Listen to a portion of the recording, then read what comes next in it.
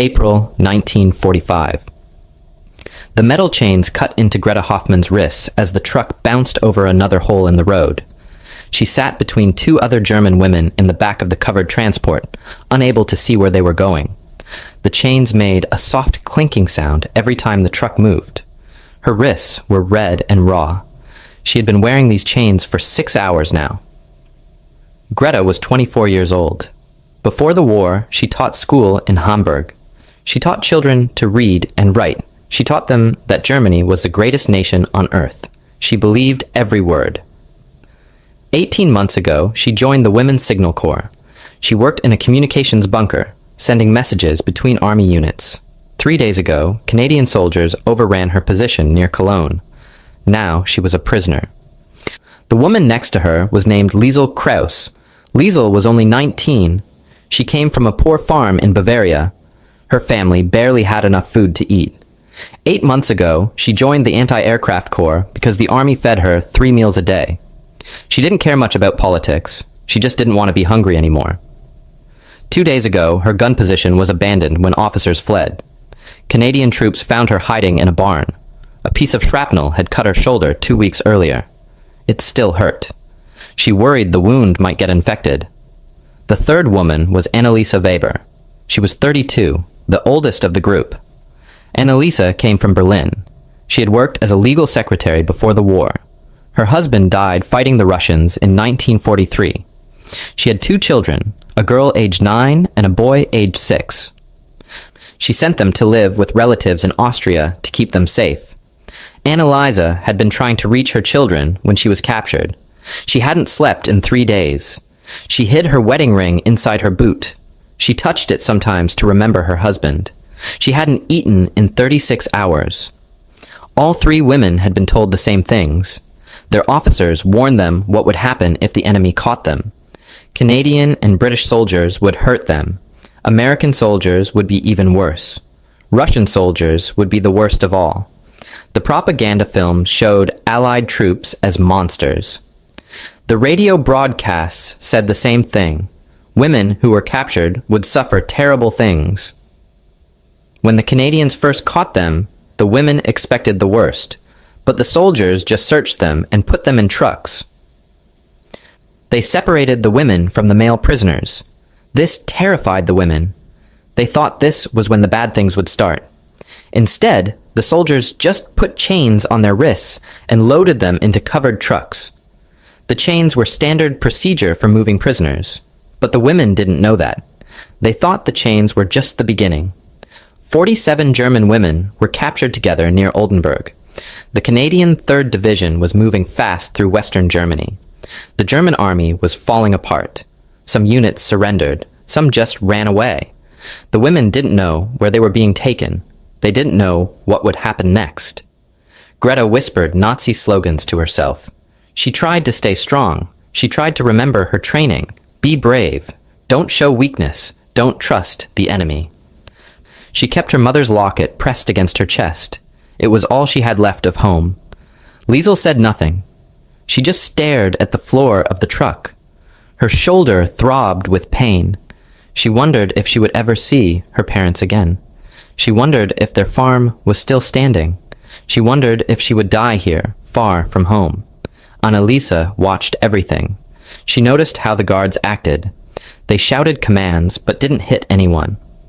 They seemed tired, not cruel. She noticed the trucks were in good condition. She noticed the guards had plenty of supplies. This confused her. The propaganda said the Allies were running out of everything. But these soldiers looked well-fed and well-equipped. After 2 hours, the truck stopped. The women heard boots on gravel outside. English voices called out orders. The tailgate opened. Bright sunlight flooded in after the darkness of the covered truck. The women squinted against the light. They saw the silhouettes of soldiers standing there. Greta took a deep breath. She tried to prepare herself for whatever came next. She thought of her mother back in Hamburg. She hoped her mother was still alive. Liesel started trembling. She couldn't stop. Her whole body shook. She bit her lip to keep from crying out. Annalisa thought of her children in Austria. She prayed they were safe. She prayed she would see them again someday. The soldiers gestured for them to get out of the truck. The women climbed down carefully. The chains made it hard to move. They stood in a line, blinking in the sunlight, waiting. This was supposed to be the end of their story. Everything they had been taught said so. Enemy soldiers, captured women. Chains. This was where terrible things happened, but this was only the beginning. Their real story was about to start, and nothing, they believed, prepared them for what came next. The first holding facility was a large tent with wooden floors. British military police stood alongside Canadian soldiers. The women were taken inside one at a time. Their names were written down. Their ranks were recorded. A soldier asked which unit each woman served in. Then something strange happened. A guard offered Greta a cup of water and a piece of bread. Greta stared at the food. She didn't take it at first. She thought it might be poisoned. She thought it might be a trick to make her weak. The guard set it down on the table and walked away. He didn't force her. Liesel grabbed her water and drank it fast. She was so thirsty. She waited for something bad to happen. Nothing did. The water was clean and cool. The bread was hard but real. She ate it in 3 bites. Anneliese watched the guards carefully. They acted professional. They didn't stare at the women in a cruel way. They didn't make threats. They just did their jobs. This was not what she expected. 2 days later, the women were moved to a port. It might have been Ostend or Calais. Greta wasn't sure. About 200 German prisoners were loaded onto a ship. The ship had been a hospital ship before. Now it carried prisoners across the English Channel. The women were given their own sleeping area, separate from the men.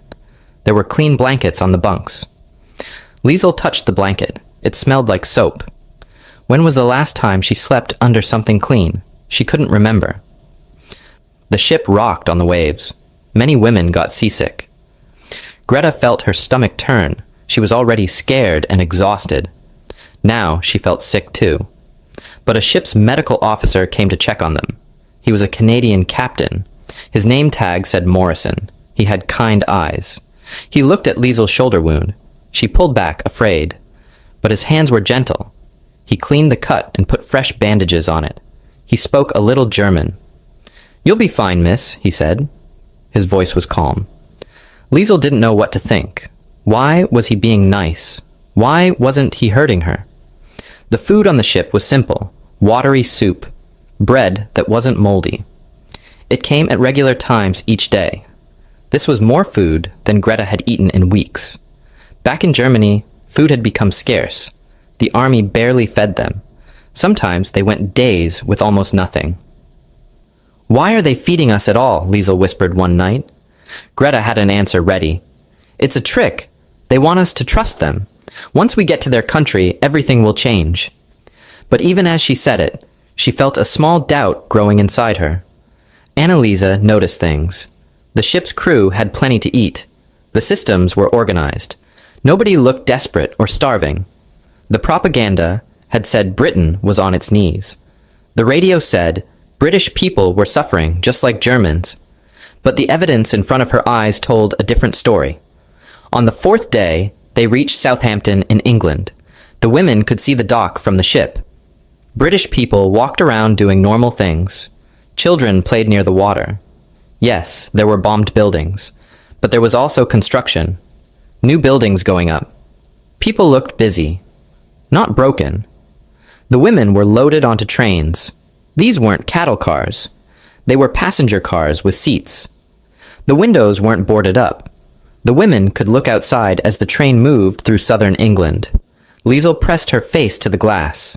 She saw green fields, intact villages, cows grazing in pastures, small children at a train station waving as they passed. The children looked healthy and well-fed. "Where are the ruins?" Liesel asked quietly. "Where is the starvation?" Greta saw it too. Every mile of track contradicted what they'd been told. Britain was supposed to be destroyed. The people were supposed to be starving. But the countryside looked peaceful, almost untouched. 7 days after capture, they boarded another ship in Liverpool. This one was bigger. A troop transport ship heading to Canada. Almost 900 German prisoners were loaded on board. 76 of them were women. The women were assigned berths in a separate section. There were privacy curtains. The chains stayed on during boarding, but a guard told Anneliese they would come off at sea. His name was Private Johnson. He said his grandfather came from Germany years ago. "Sorry about the chains, ma'am," he said in broken German. "Regulations. They'll come off once we're at sea." Why would he apologize? Why would he tell her this? Anneliese couldn't understand it. The Atlantic crossing took 11 days. The women's section was crowded. 76 women in a space meant for 60. But it wasn't cruel. Each day they received food, porridge for breakfast, bread and soup for lunch, tea in the afternoon. Sometimes there was jam, sometimes fruit from cans. Anneliese kept count in her head, about 2,200 calories per day, more than she'd eaten in 6 months back home. Liesel's wound was checked twice by the ship's medic. Each time, he was gentle and professional. Each time, Liesel expected something bad. Each time, nothing bad happened. Greta watched the Canadian soldiers when they didn't know she was looking. They joked with each other. They laughed. They acted casual. They weren't the fanatics she'd imagined. They were just regular men doing a job. On the last night before reaching Canada, Anneliese couldn't sleep. She lay in her bunk thinking. The crew was well fed. The ship ran smoothly. Everything worked with casual efficiency. Canada was supposed to be a struggling colony, Britain's weak partner, barely able to feed itself, but the evidence said otherwise. And if they lied about this, what else was a lie? The ship pulled into Halifax Harbor on April 30th. Hitler was dead, though the women didn't know it yet. Germany was days from total collapse. Their old world was ending. Their new world was about to begin. Halifax Harbor smelled like salt water and diesel fuel. Morning fog rolled off the ocean. The temperature was about 50 degrees. Cool, but not freezing. The women stood on the deck with almost 900 other prisoners. They still wore their chains. 8 days now. Greta's wrists had stopped hurting. They just felt numb. The women lined up outside a processing building. They expected angry crowds. They expected people to throw things or yell. Instead, they saw only organized military operations. A few civilians walked past, barely looking at them. The port facilities looked well maintained. There was no bomb damage anywhere. Supplies were stacked in neat rows along the dock. A Canadian officer walked toward the line of women. He was tall and looked tired. His uniform said Major Douglas Campbell. He was probably in his late 40s. He stopped when he saw the chains on their wrists. He stared for a moment. Then he turned to a younger officer next to him. "Get those off, now," Campbell said. The younger officer hesitated. "Sir, the regulations say—" Campbell cut him off. His voice was firm. "They're not escaping anywhere, and they're not animals. Remove them." 10 minutes later, all 76 women had their chains removed. Greta touched her raw wrists. She couldn't speak. She'd worn those chains for 8 days. She thought she'd wear them forever. Or until something worse happened. Liesel started crying quietly. She put her face in her hands. Her shoulders shook. Anneliese stood very still. Her mind was racing. They called us not animals. Who does that? What kind of enemy says that? The processing happened in a heated building. Each woman gave her name and information. Then they were taken to a delousing station. This was the part they all dreaded. But it was done professionally. The women were given privacy where possible. No one was cruel or rough. After delousing, each woman received fresh clothing. Canadian military surplus. The clothes were clean. They smelled like soap, real soap. Greta held a shirt up to her face and breathed in. When was the last time anything she owned smelled this clean? Then came the showers. Hot water.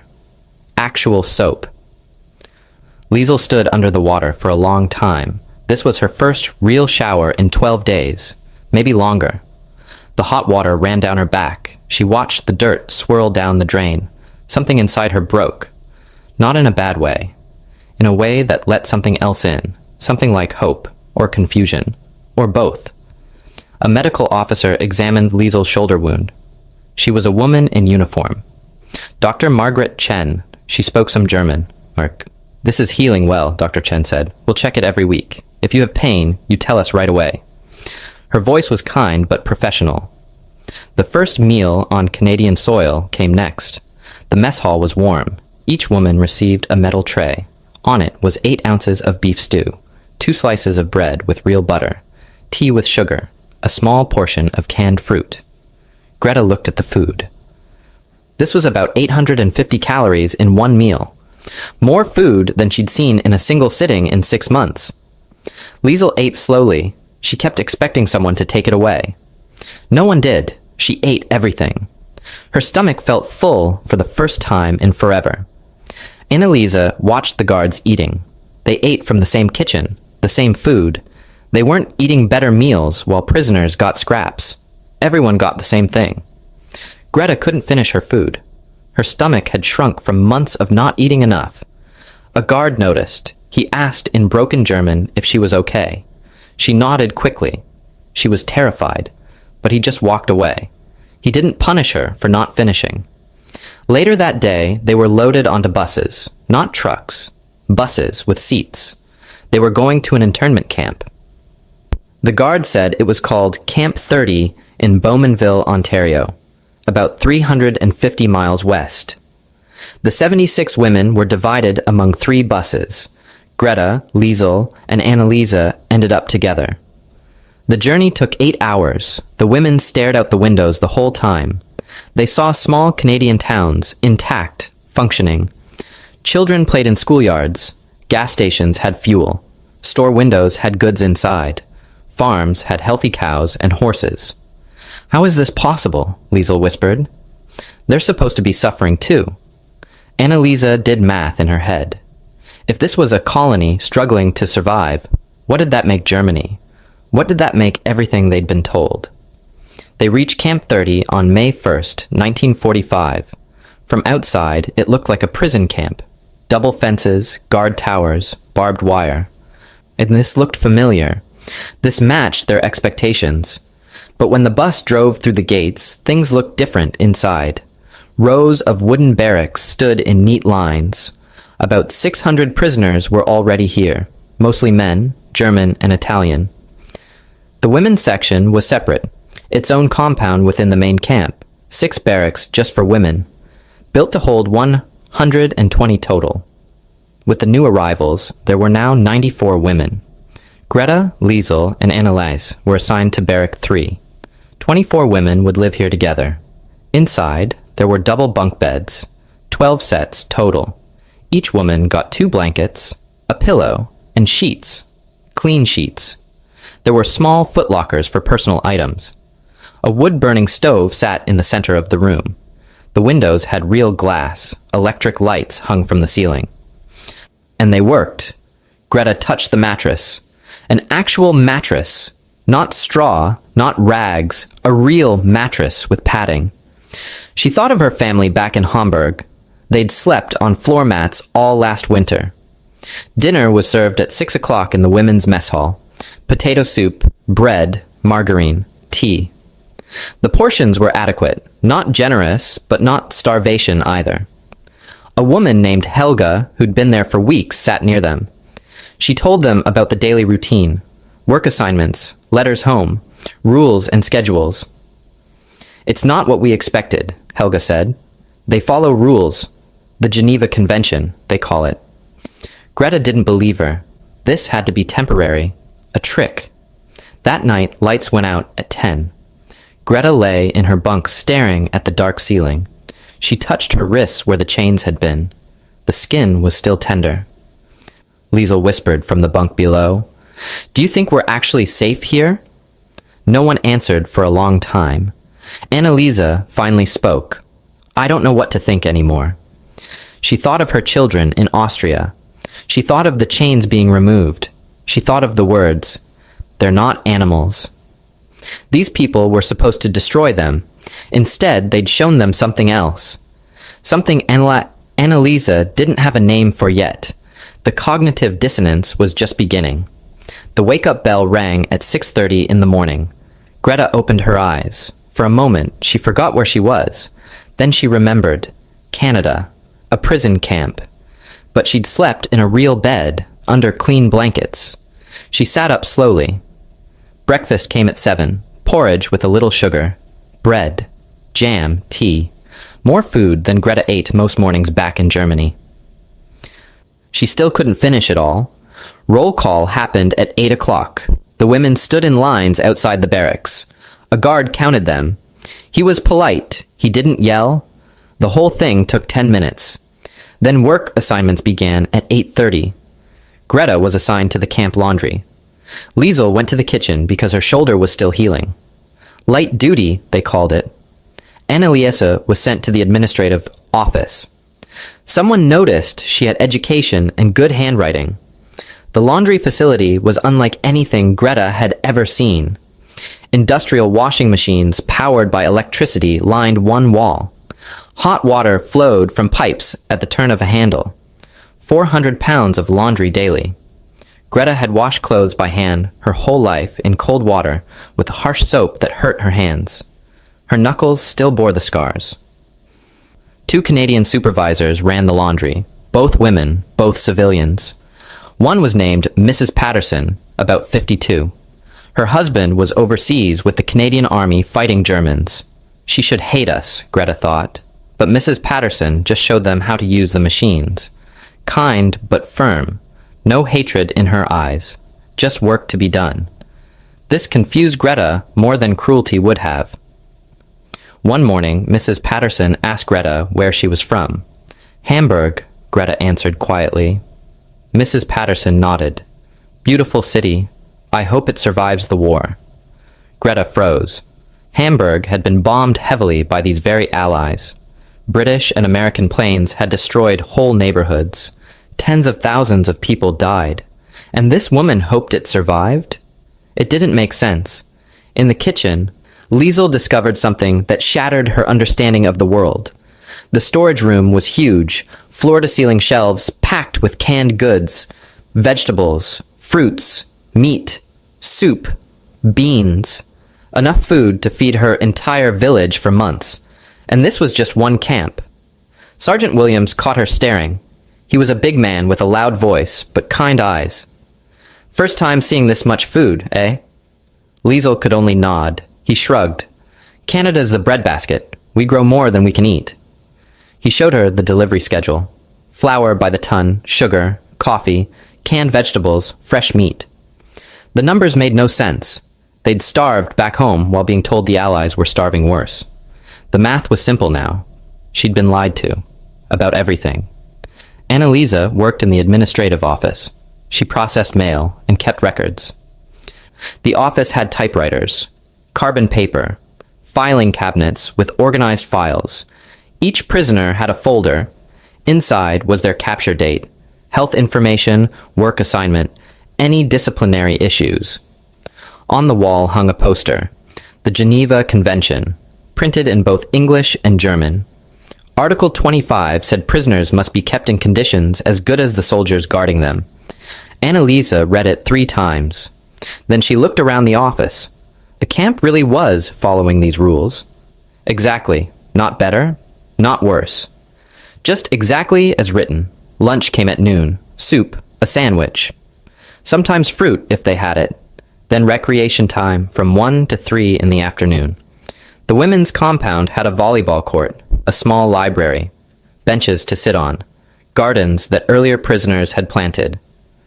The library held 47 books in German. Local German Canadians had donated them. Greta found a copy of Goethe. She held it like treasure.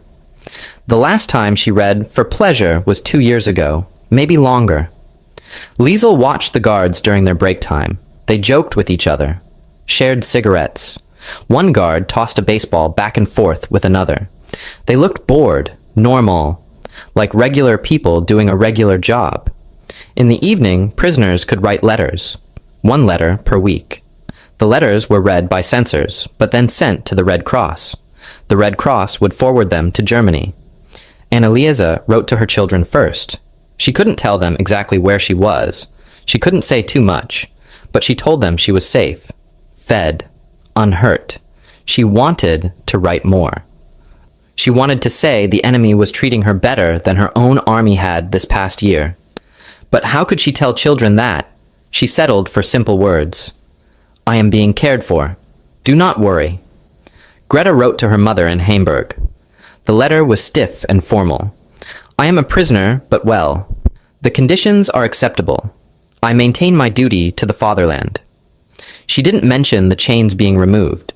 She didn't mention the food or the kindness.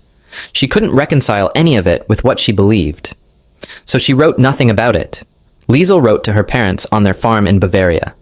Her letter was honest and simple. I am safe. They feed us. No one has hurt me. I think of home every day. Then she added one more line. The guards removed our chains and apologized for them. I don't understand this war anymore. Dinner came at 5:30, similar portions to lunch. After dinner was free time until lights out. The women in Barrack 3 talked quietly. Different perspectives emerged. The older women adapted faster.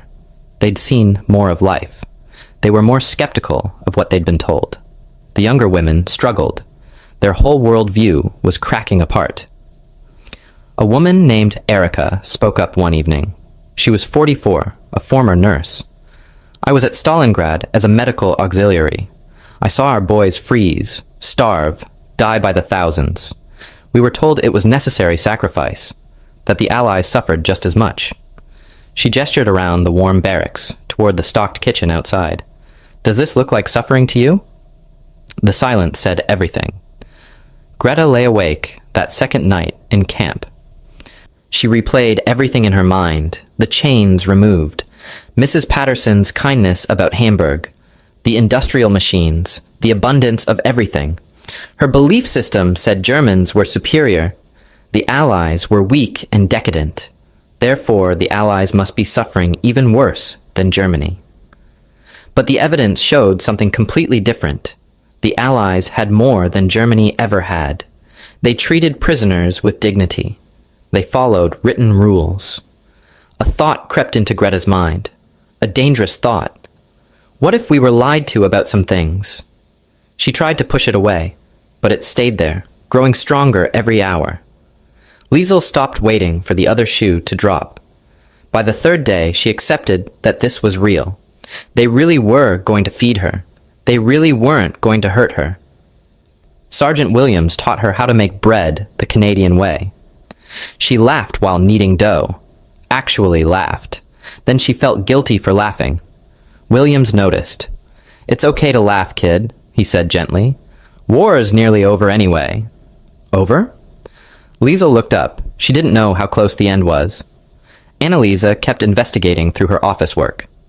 Camp 30 held 630 prisoners currently. 12 other camps existed across Canada. About 34,000 German prisoners total, all treated according to the same Geneva Convention rules. She found a note in one file that made her stomach drop. May 1945. News of German surrender to be announced gradually to prevent psychological crisis among prisoners. Germany had surrendered, or was about to. Annalisa said nothing to the others. Not yet. 1 week passed. May 7th, 1945. Routine had been established. Work, meals, letters, sleep. Greta still resisted accepting reality, but questions gnawed at her. Liesel was adapting and finding small moments of peace. Annalise watched everything, understanding more than she wanted to. That evening, the camp commandant called an assembly. All prisoners to the main yard. An announcement was coming. The three women stood together. Greta whispered, "What now?" Annalisa knew, but she didn't say it out loud. Everything was about to change again. All 630 prisoners stood in the main yard. It was 6 o'clock in the evening. The temperature was about 55 degrees. A cool breeze came from the east. The women's section stood separate from the men, but everyone could see each other. Camp Commandant Colonel Davies walked to a wooden podium. A German-Canadian corporal stood next to him. He would translate. Greta's stomach felt tight. This felt like bad news. Something terrible was coming. She could sense it. Colonel Davies cleared his throat. He spoke in English. The interpreter translated sentence by sentence. "I have an announcement regarding the European war." Everyone went silent. 630 people holding their breath. At 2:41 in the morning yesterday, May 7th, Germany signed unconditional surrender to Allied forces in Reims, France. Pause. The interpreter's words hung in the air. The war in Europe is over. The silence lasted maybe 5 seconds. Then reactions exploded across the yard. Some German men wept openly. Some stood rigid like statues. Some collapsed to their knees. Among the women, the younger ones cried. The older ones went very still. Greta's legs almost gave out beneath her.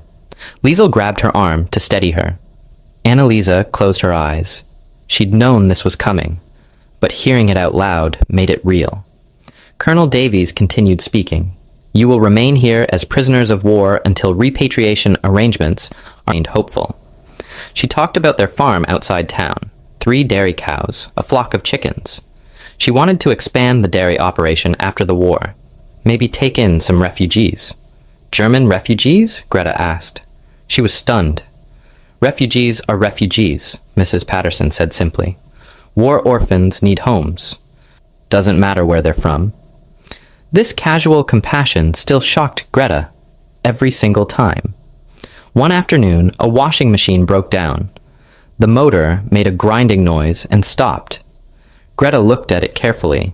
She'd always been good at solving problems. She opened the back panel and saw that a belt had slipped off. She fixed it in 10 minutes. Mrs. Patterson watched her work. "See? You're good at this. You're a smart woman."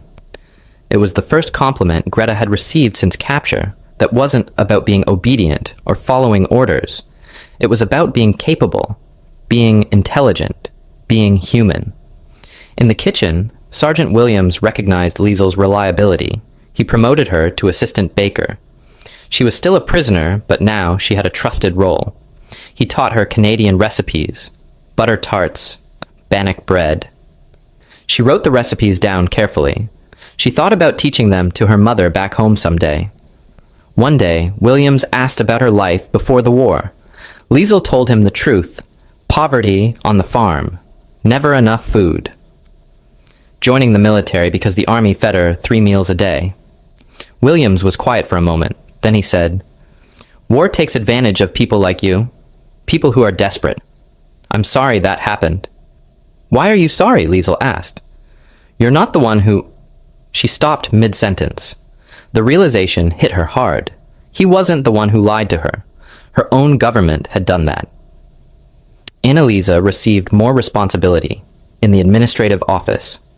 She now processed repatriation paperwork. She learned that Germany had been divided into 4 occupation zones: American, British, French, Soviet. Prisoners would be sent home gradually. Mothers with children would go first. People with serious health problems, then everyone else. She processed her own file one afternoon. Her status was pending. Her children's location had been confirmed.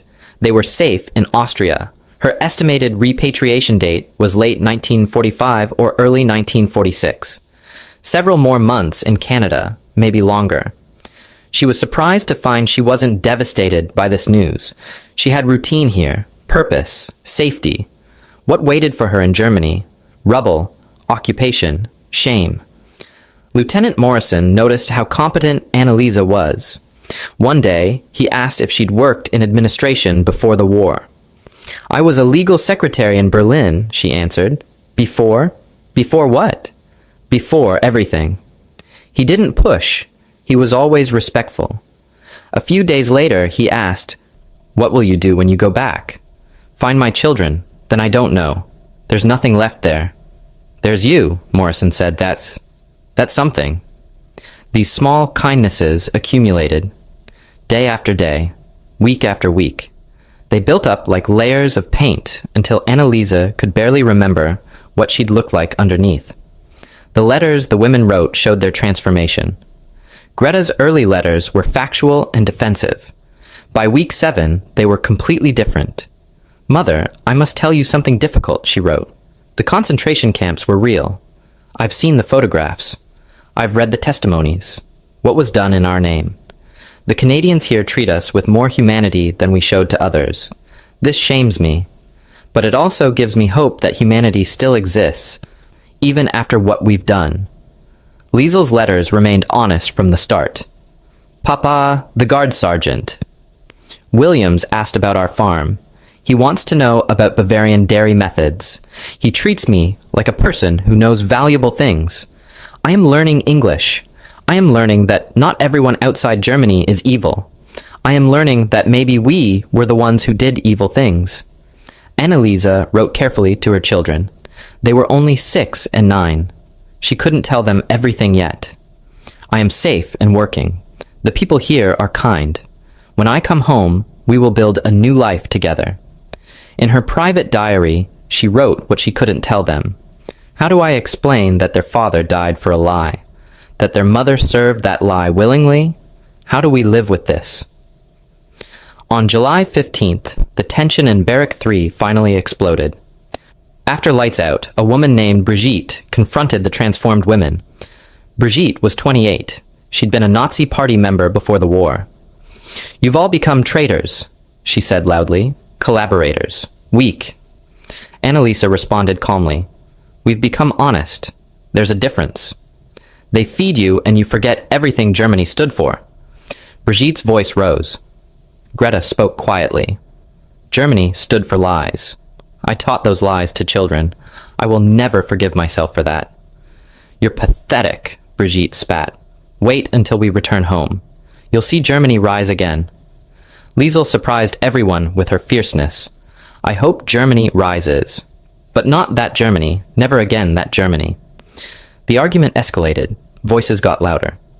Guards had to intervene. The next day, the camp administration made a decision.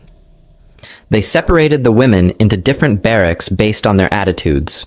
14 women moved to Barrack 5. They'd self-selected as the transformed group. Greta, Liesel, and Annalisa were among them. The atmosphere was completely different here. Women had honest conversations. They supported each other. They helped each other process the trauma, guilt, and confusion. They jokingly called themselves Die Erwachten, the awakened ones. It was half joke, half serious. They formed a study group, practiced English together, discussed philosophy, planned for their futures. Private Schmidt sometimes joined their conversations. He was the young German-Canadian interpreter. His parents had immigrated in 1928. They'd escaped before the Nazis rose to power. One evening, the women asked him directly, "Do you hate us?" "I hate what Germany became," he said honestly. "I don't hate you. You're victims too, in a way." "Victims?" Greta challenged. "We participated. Some more than others, but yes, you participated. Acknowledging that is the first step forward." He recommended books from the camp library. They started an informal book club. Remarque, Goethe, Hesse. They were rediscovering German culture that hadn't been poisoned by Nazi ideology. In August, news reached the camp. Atomic bombs had been dropped on Japan. The war was truly ending everywhere now. In Barrack 5, the women tried to process the scale of destruction happening globally. "We started this," Greta said. "Germany started this war. And the world will remember," Annalisa added. "Our children will inherit that shame." Liesel's voice was firm. "Then our children must do better. We must do better." That evening, the women of Barrack 5 wrote a collective letter to the camp commandant. They requested permission to work in the local community under supervision. "We wish to contribute something positive before we leave," they wrote. It was the first step in their transformation from prisoners to people who wanted to rebuild. The response came 1 week later. Request approved. 12 women from Barrack 5 would work community service in Bowmanville, supervised and controlled, but real interaction with Canadian civilians. The next phase of their journey was about to begin. The community service program started in August 1945. 12 women from Barrack 5 were selected. Greta, Liesel, and Annalisa were among them. Every Tuesday and Thursday afternoon, they worked 3-hour shifts in the town of Bowmanville. 2 guards escorted them. This was the first time they'd interacted with regular Canadian civilians beyond guards and supervisors. Greta was assigned to help at the local hospital. She worked in the hospital laundry, which was familiar, but she also helped with German-speaking patients. Some elderly German Canadians needed someone who spoke their language. One patient was Mrs. Holtz. She was 71 years old. She'd immigrated from Bavaria in 1905. One day, Mrs. Holtz told Greta about her grandson Eric. He'd been killed in Holland in April 1945, just weeks before the war ended. Greta expected hatred when she heard this. Instead, Mrs. Holtz said, "The war took my Eric, but hating all Germans won't bring him back." "I'm sorry," Greta whispered. "I'm so sorry for what we did. You didn't kill him, girl, but you can honor are made with the occupation government of Germany. This could take months or longer." He paused. "You will continue to be treated in accordance with the Geneva Convention. Your families will be notified of your status through the Red Cross." His voice softened slightly. "I know this is difficult news. Chaplains and medical staff are available if you need them." Then he added something unexpected. "Many of you will have questions about what's happening at home. We will provide what information we can." He dismissed the assembly. The prisoners walked back to their barracks in silence. Shock hung over the camp like fog. Back in Barrack 3, 24 women tried to process what they'd just heard. Some were hysterical. "What happens to us now?" they cried. Some were angry. "They're lying. Germany cannot be defeated." Some sat in silence, unable to speak. Greta sat on her bunk shaking. The 1,000-year Reich. Inevitable victory. German superiority. Everything she'd believed her entire adult life. All of it was gone. Just gone. Like it never existed. Liesel asked the question everyone was thinking. What happens to Germany now? No one had an answer. An hour later, something strange happened. Mrs. Patterson appeared at the barrack door. This was unusual. Civilians rarely entered the living quarters. She carried a cardboard box. Inside were packages of tea, biscuits, and chocolate bars. Private Schmidt came with her. He was young and spoke fluent German. He translated for Mrs. Patterson. She spoke slowly so he could keep up. "I know today is hard," Mrs. Patterson said through Schmidt. "I lost my son in Italy 2 years ago. War is terrible for everyone." She paused. Some women looked up. Greta stared at her. "But you're safe here, and when you go home, you'll help build something better." Mrs. Patterson walked through the barrack, handing out the treats. Real chocolate bars. Greta would remember this moment for the next 58 years, until the day she died. Mrs. Patterson stopped at Greta's bunk. She patted Greta's shoulder gently. "You're young. You have a future. Don't waste it on bitterness." Then she left quietly. Greta held the chocolate bar in her hands. This woman's son had died fighting Germans. Germans like Greta. Maybe her son had died fighting Greta's own countrymen, her comrades. And this woman brought them chocolate on the day their world ended. Something fundamental broke inside Greta. Not her spirit, something deeper. Something that had been holding her beliefs together. That night, no one in Barrack 3 slept. Whispered conversations filled the darkness. Liesel asked, "My parents' farm, do you think it's still there?" Another woman said, "My husband was on the Eastern Front. If Germany surrendered, what happened to him?" Finally, Greta spoke. Her voice was quiet but clear. "We were told the Allies would destroy Germany, rape and pillage, take revenge." She paused. "They removed our chains. They feed us. They gave us chocolate when our nation died." Her voice cracked. "What does that mean?" Anneliese answered from her bunk. "It means everything we were taught was a lie." The next morning, May 9th, the routine continued.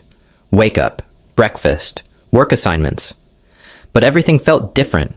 The world had ended yesterday. Yet, the machines in the laundry still needed running. The bread in the kitchen still needed baking. Greta reported to the laundry. Mrs. Patterson showed her how to operate the pressing machine. "You're good with your hands," Mrs. Patterson said. "You were a teacher before, you said?" Greta nodded. "You'll teach again. Germany will need good teachers after this." "After what?" Greta asked. Mrs. Patterson's face became serious. After they clean up the camps. Camps? The concentration camps. The news is coming out now. What they did to people there. Greta felt cold. That's propaganda. Allied lies. Mrs. Patterson's face hardened. I wish it was. Over the next week, newspapers arrived at the camp. They were censored, but they contained information. Articles about liberated concentration camps. Photographs from Bergen-Belsen, from Dachau, from places Greta had never heard of. Annalisa saw them first in the administrative office. She felt physically sick looking at the pictures. Piles of bodies, skeletal survivors. The evidence was undeniable.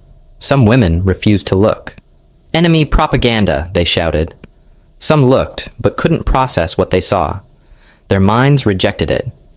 Annalisa forced herself to read every word. She thought of her husband, who died on the Eastern Front. What did you die for? She whispered.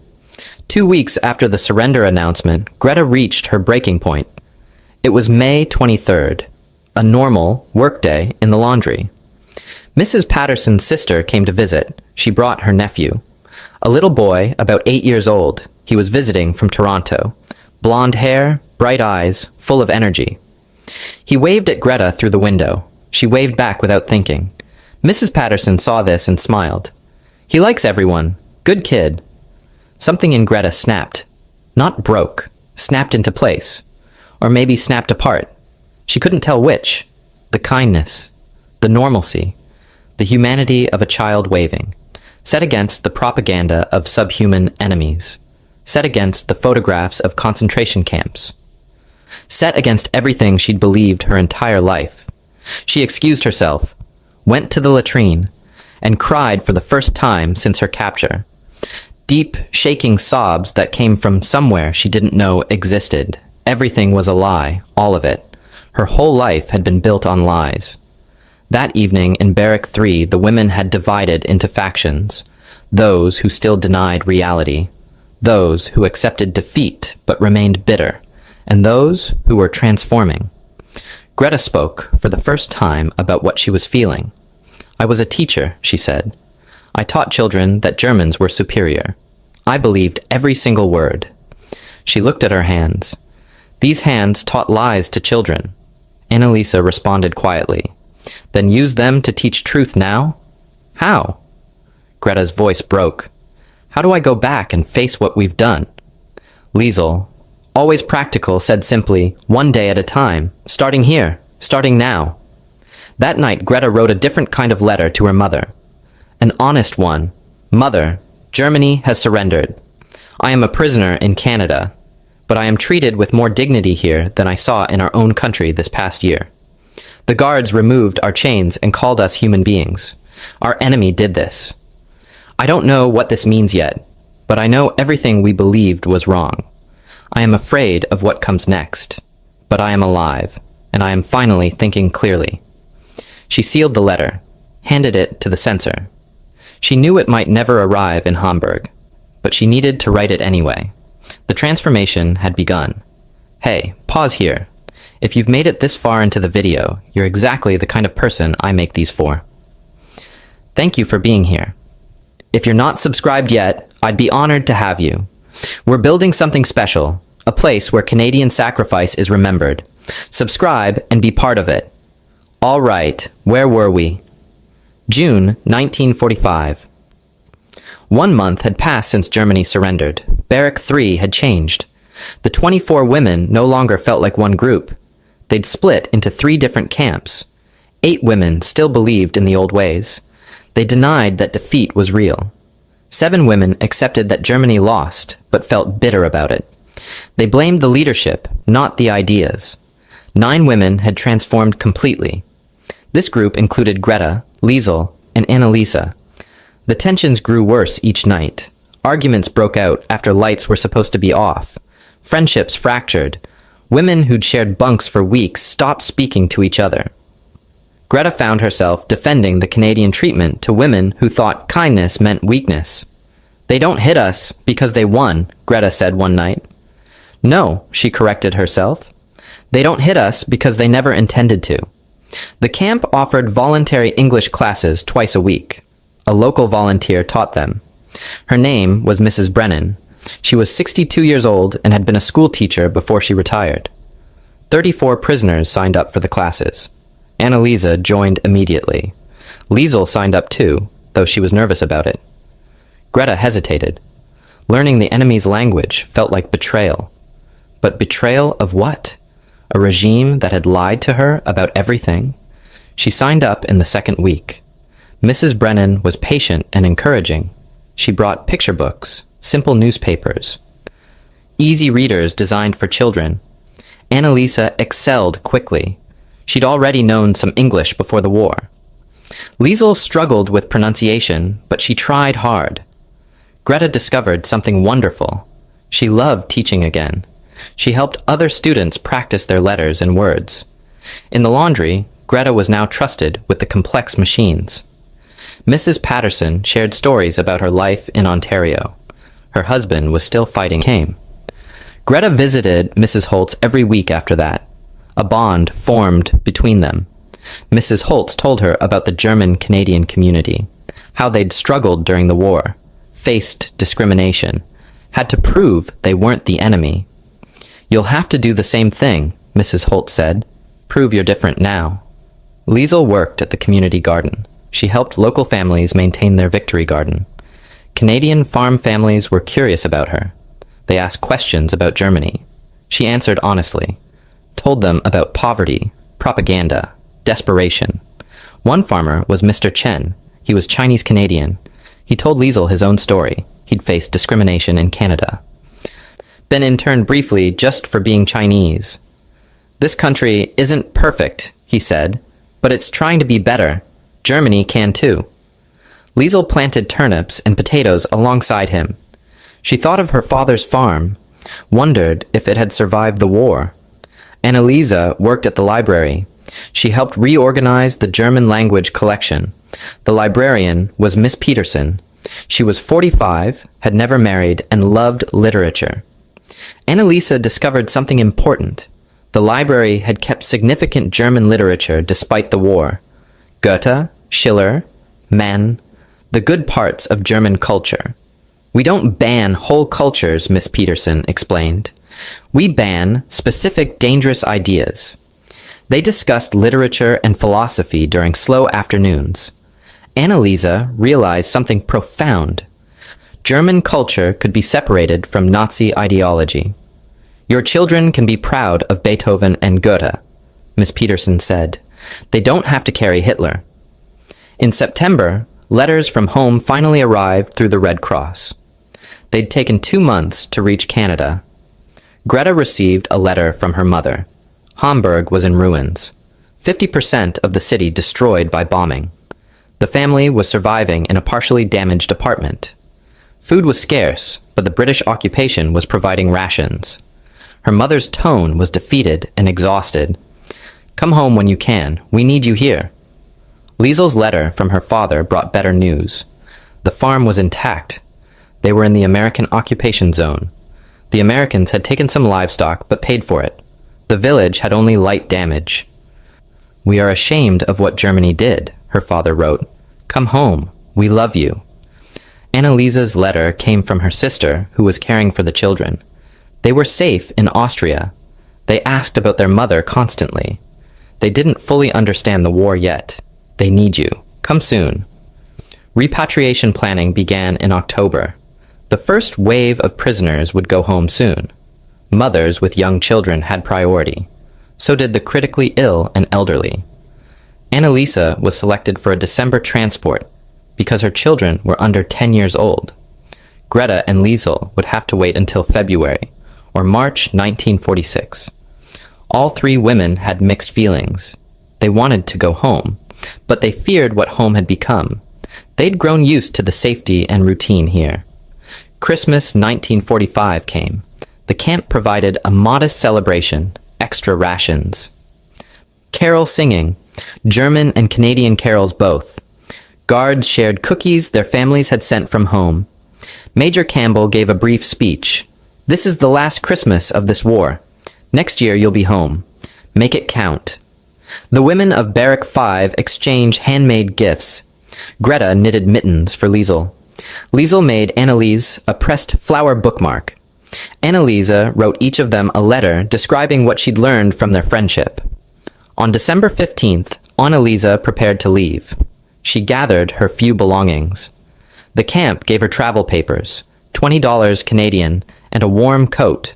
She said goodbye to the women of Barrack 5. To Greta, she said, "Teach truth. That's your purpose now." To Liesel, "Don't forget how to laugh. The world needs joy." She hugged them both. Then she boarded a transport with 23 other women heading to the British zone of Germany. The journey took 3 weeks. Train to Halifax. Ship to Southampton. Train through devastated Germany to the British zone. Anneliese arrived in Hamburg on January 8, 1946. The devastation was beyond anything she'd imagined. Rubble everywhere. Displaced persons wandering the streets. British soldiers maintaining order. She processed through a repatriation center. They gave her a food voucher, temporary papers, and a travel permit to Austria. It took 5 days to reach her children by train. The infrastructure was destroyed. Bridges were out. Trains ran on temporary schedules. But finally, she reached the small Austrian village. Her daughter Elsie was 9 now. Her son Klaus was 6. They barely remembered her. She barely recognized herself, but they were alive. She'd kept her promise. Back at Camp 30, Greta and Liesel were among the last 40 women remaining. The camp felt empty. Most prisoners had already gone home. They continued their work in community service and English classes. Greta was now fluent enough to have real conversations. Mrs. Patterson made an unexpected offer. "If you ever want to come back to Canada, write to me. We sponsor immigrants." Greta was touched. "I have to help rebuild Germany first, but thank you." Liesel asked Sergeant Williams, "Will you remember us?" "Kid, I'll never forget you. You taught me that people are people, no matter what uniform they wore." On March 3rd, 1946, the last transport departed.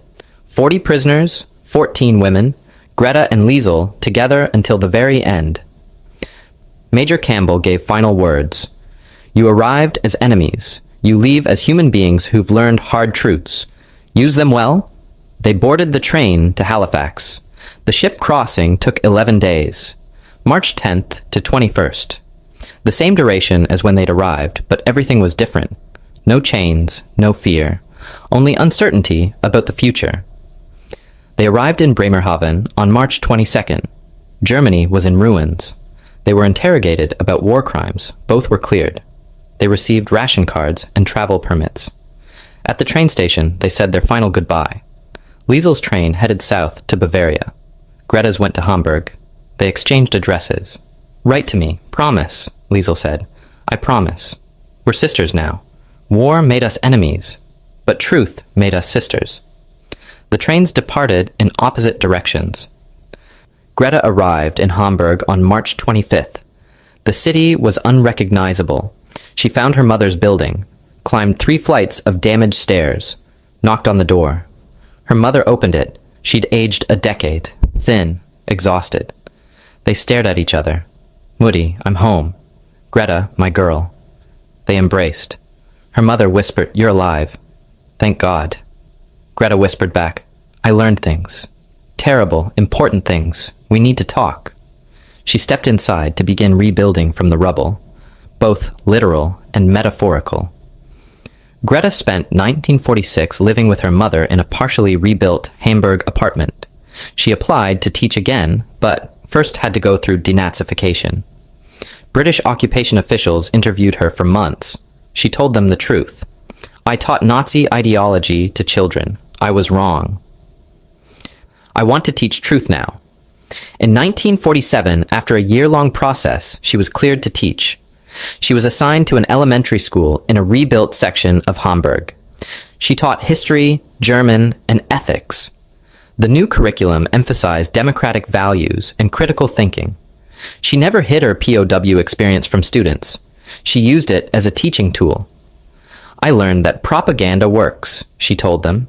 "I believed lies. Question everything, even your teachers."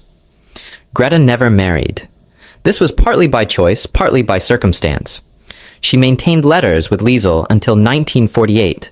Then the correspondence became sporadic, but she wrote to Mrs. Patterson in Canada twice a year until Mrs. Patterson died in 1963. In 1952, a German graduate student interviewed Greta for research on POW experiences. The student's thesis was later published as a book. Greta's testimony became central to it. One quote became famous: "They removed our chains and called us human. That single act did more to defeat Nazi ideology than 1,000 propaganda pamphlets." Liesl returned to her family's farm in Bavaria, the American occupation zone. The farm had damage but was functional. Her family was intact. She used the Canadian baking techniques she'd learned to supplement the farm income. In 1948, she opened a small bakery in the village.